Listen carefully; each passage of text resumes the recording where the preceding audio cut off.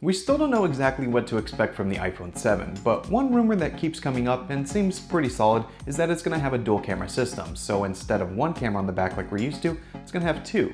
Now there's a bunch of different ways that this could be used, and Apple actually owns a company that works with these dual camera systems to give you better quality photos.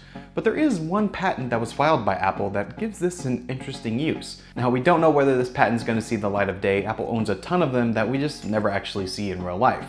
But if this is one that's going to be coming, here's what it says. So the idea here is that one of the cameras on the back is going to be your standard camera, similar to what we have now.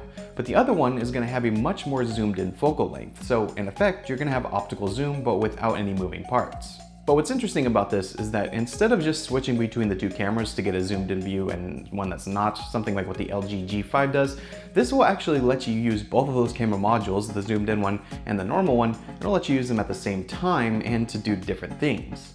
Apple gives a few different examples in the patent of when this might be useful and when you might use it, and if you want to read that, link will be down below in the description. But in words, it's a little bit confusing, so here's a little mock-up to show you how it would work.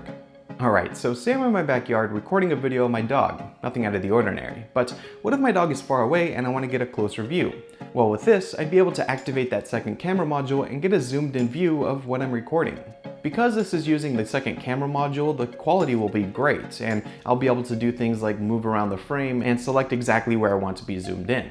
Once you finish the recording and go back to watch it, the video files will be linked together, so it'll look pretty similar to how it already did, and we'll edit it all together for you without you having to do anything.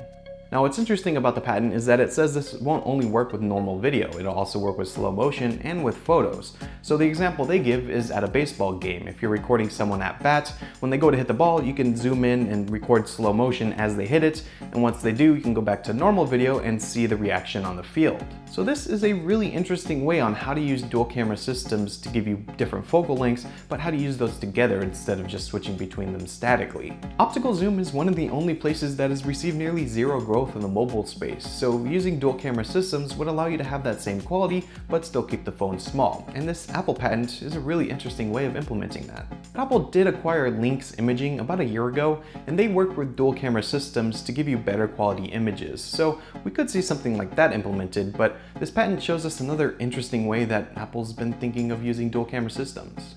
So let us know down below in the comments what you think of this idea, and also let us know what you think of a dual camera system. What would you want one for? If you enjoyed this video, be sure to give it a thumbs up and also subscribe to see more content like this. And if you want to see more on the latest Apple news, be sure to visit macrumors.com. I want to thank you all so much for watching. My name is Matt Gonzalez with Macrumors, and I'll see you in our next video.